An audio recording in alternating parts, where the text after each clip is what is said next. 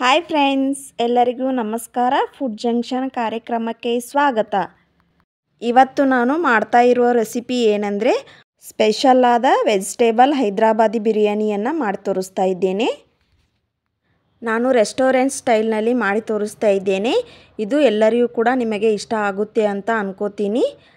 ಹಾಗಿದ್ದರೆ ಮನೆಯಲ್ಲಿರುವ ಇಂಗ್ರೀಡಿಯೆಂಟ್ಸನ್ನು ಬಳಸಿಕೊಂಡು ಹೈದರಾಬಾದಿ ವೆಜ್ ಬಿರಿಯಾನಿಯನ್ನು ಹೇಗೆ ಮಾಡುವುದೆಂದು ತಿಳಿದುಕೊಳ್ಳೋಣ ಬನ್ನಿ. ಮಾಡುವ ವಿಧಾನ ಕೂಡ ತುಂಬ ಸಿಂಪಲ್ ಆಗೇ ಇರುತ್ತೆ. ಯಾರು ಬೇಕಾದರೂ ಕೂಡ ಮಾಡ್ಬೋದು. ತುಂಬಾ ರುಚಿಕರವಾಗಿರುತ್ತೆ. ತುಂಬಾ ಕಲರ್ಫುಲ್ ಆಗಿರುವ ಚಿಕ್ಕ ಮಕ್ಕಳಿಗೆ ಇಷ್ಟಪಡುವಂತಹ ಕಡಿಮೆ ಸಮಯದಲ್ಲಿ ಹೈದರಾಬಾದಿ ವೆಜ್ ಬಿರಿಯಾನಿಯನ್ನು ಹೇಗೆ ಮಾಡುವುದೆಂದು ತಿಳಿದುಕೊಳ್ಳೋಣ ಬನ್ನಿ. ಇದನ್ನು ಮಾಡಲು ಬೇಕಾಗುವ ಸಾಮಗ್ರಿಗಳನ್ನು ತಿಳಿದುಕೊಳ್ಳೋಣ ಬನ್ನಿ. 1 bowl basmati rice, potato, beans, ಬಟಾಣಿ, ಗರಂ ಮಸಾಲ, ಪಲಾವ್ ಎಲೆ, ಚಕ್ಕೆ, ಲವಂಗ, ಚಕ್ಕರ್ಮಗ್ಗಿ, ಕರಿಮೆಣಸು, ಕೊತ್ತಂಬರಿ ಸೊಪ್ಪು, ಚಿಲ್ಲಿ ಪೌಡರ್, ಮೊಸರು, ಕ್ಯಾರೆಟ್, ಫ್ಲವರ್ ಇವೆಲ್ಲ ಇಂಗ್ರೀಡಿಯೆಂಟ್ಸನ್ನು ಬಳಸಿಕೊಂಡು ಹೈದರಾಬಾದಿ ವೆಜ್ ಬಿರಿಯಾನಿಯನ್ನು ಮಾಡಿ ತೋರಿಸ್ತಾ ಇದ್ದೇನೆ. ಮೊದಲಿಗೆ ಒಂದು ಪಾತ್ರೆಯಲ್ಲಿ ನೀರನ್ನು ಕಾಯಲು ಬಿಡಿ. ನಂತರ ಜೀರಿಗೆಯನ್ನು ಹಾಕಿಕೊಳ್ಳಿ. 2 ಚಕ್ಕರಮಗ್ಗನ್ನು ಹಾಕಿಕೊಳ್ತಾ ಇದ್ದೇನೆ. ದಾಲ್ಚಿನ್ನಿಯನ್ನು ಹಾಕಿಕೊಳ್ಳಿ. ನಂತರ 2 ಲವಂಗನ್ನು ಹಾಕಿಕೊಳ್ಳಿ. ಈಗ ಪಲಾವ್ ಎಲೆಯನ್ನು ಹಾಕಿ ನಾನು ನೀರಲ್ಲಿ ನೆನೆಸಿಕೊಂಡ ಬಾಸುಮತಿ ಅಕ್ಕಿಯನ್ನು ಹಾಕಿಕೊಳ್ತಾ ಇದ್ದೇನೆ. ಬಾಸುಮತಿ ಅಕ್ಕಿಯನ್ನು ನೀರಲ್ಲಿ ನೆನೆಸಿ ಹಾಕುವುದರಿಂದ ರೈಸು ಉದುರಾಗೆ ಬರುತ್ತೆ. ಈಗ ರುಚಿಗೆ ತಕ್ಕಷ್ಟು ಉಪ್ಪನ್ನು ಸೇರಿಸಿಕೊಳ್ಳಿ. ನಂತರ ಒಂದು ಪಾತ್ರೆಗೆ ಎಣ್ಣೆಯನ್ನು ಹಾಕಿಕೊಂಡು ಈರುಳ್ಳಿಯನ್ನು ಫ್ರೈ ಮಾಡಿಕೊಳ್ಳಿ. ಈರುಳ್ಳಿ ಗೋಲ್ಡನ್ ಕಲರ್ ಬರುವವರೆಗೆ ಲೋ ಫ್ಲೇಮ್ನಲ್ಲಿ ಇಟ್ಟು ಚೆನ್ನಾಗಿ ಫ್ರೈ ಮಾಡಿಕೊಳ್ಳಿ. ನಂತರ ಇದನ್ನು ಒಂದು ಪ್ಲೇಟಿಗೆ ಹಾಕಿಕೊಳ್ತಾ ಇದ್ದೇನೆ. ಅದೇ ಎಣ್ಣೆಯಲ್ಲಿ ಪಲಾವ್ ಎಲೆ, ದಾಲ್ಚಿನ್ನಿ, ಲವಂಗ, ಕರಿಮೆಣಸು ಹಾಕಿಕೊಂಡು ಚೆನ್ನಾಗಿ ಫ್ರೈ ಮಾಡಿಕೊಳ್ಳಿ. ನಂತರ ಇದಕ್ಕೆ ಪೊಟ್ಯಾಟೊಯನ್ನು ಸೇರಿಸಿಕೊಂಡು ಲೋ ಫ್ಲೇಮ್ನಲ್ಲಿ ಇಟ್ಟು ಫ್ರೈ ಮಾಡಿ. ಈಗ ಕ್ಯಾರೆಟನ್ನು ಹಾಕಿಕೊಳ್ತಾ ಇದ್ದೇನೆ.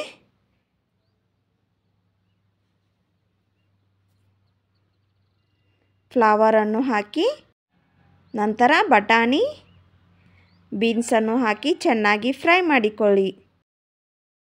ಎಲ್ಲ ತರಕಾರಿಗಳು ಎಣ್ಣೆಯಲ್ಲಿ ಚೆನ್ನಾಗಿ ಫ್ರೈ ಆಗಬೇಕು. ಅಂದ್ರೇ ಬಿರಿಯಾನಿ ಚೆನ್ನಾಗಿ ಬರುತ್ತೆ. ಈಗ ನಾನು ಇದಕ್ಕೆ ಚಿಲ್ಲಿ ಪೌಡರನ್ನು ಸೇರಿಸಿಕೊಳ್ತಾ ಇದ್ದೇನೆ. ನಿಮಗೆ ಖಾರ ಎಷ್ಟು ಬೇಕು ಅಷ್ಟು ಹಾಕಿಕೊಳ್ಳಿ. ನಂತರ ಗರಂ ಮಸಾಲವನ್ನು ಹಾಕಿ ಚೆನ್ನಾಗಿ ಮಿಕ್ಸ್ ಮಾಡಿಕೊಳ್ಳಿ. ಎಲ್ಲ ತರಕಾರಿ ಚೆನ್ನಾಗಿ ಫ್ರೈ ಆದಮೇಲೆ ಇದಕ್ಕೆ ನಾನು ಮೊಸರನ್ನು ಸೇರಿಸ್ಕೊಳ್ತಾ ಇದ್ದೇನೆ. ಮೊಸರು ಹಾಕುವುದರಿಂದ ಬಿರಿಯಾನಿ ತುಂಬ ಚೆನ್ನಾಗಿ ಬರುತ್ತೆ. ಈಗ ಇದನ್ನು ಮಿಕ್ಸ್ ಮಾಡಿಕೊಳ್ಳಿ. ನಾನು ಈ ವೆಜಿಟೇಬಲ್ ಬಿರಿಯಾನಿಗೆ ಟೊಮೆಟೊ ಹಣ್ಣು ಹಾಗೂ ನಿಂಬು ಹಣ್ಣನ್ನು ಯೂಸ್ ಮಾಡ್ತಾ ಇಲ್ಲ. ಏಕೆಂದರೆ ಆಲ್ರೆಡಿ ನಾನು ಇದಕ್ಕೆ ಮೊಸರನ್ನು ಹಾಕಿಕೊಂಡಿದ್ದೇನೆ. ಈಗ ಇದಕ್ಕೆ ನಾನು ರೈಸನ್ನು ಸೇರಿಸ್ಕೊಳ್ತಾ ಇದ್ದೇನೆ. ಲೋ ಫ್ಲೇಮ್ನಲ್ಲಿ ಇಟ್ಟು ಇದನ್ನು ಸೇರಿಸಿಕೊಳ್ಳಿ. ರೈಸ್ ಹಾಕಿದ ನಂತರ ಇದನ್ನು ಮಿಕ್ಸ್ ಮಾಡಿಕೊಳ್ಬೇಡಿ. ಈಗ ನಾನು ಇದಕ್ಕೆ ಫುಡ್ ಕಲರನ್ನು ಹಾಕಿಕೊಳ್ತಾ ಇದ್ದೇನೆ.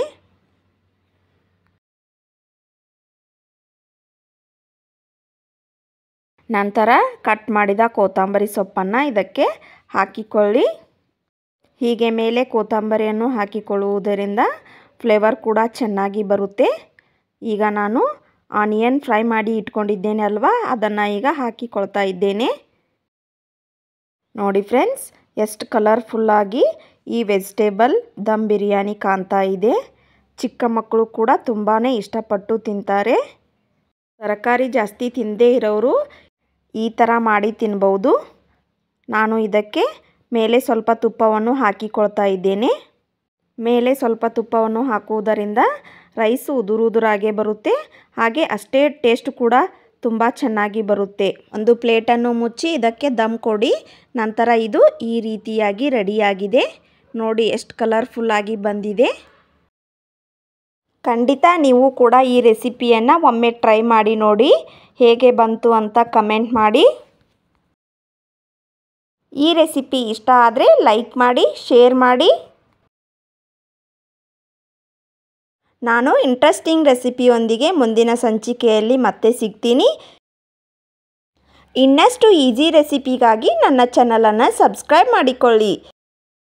Keep watching. Thank you.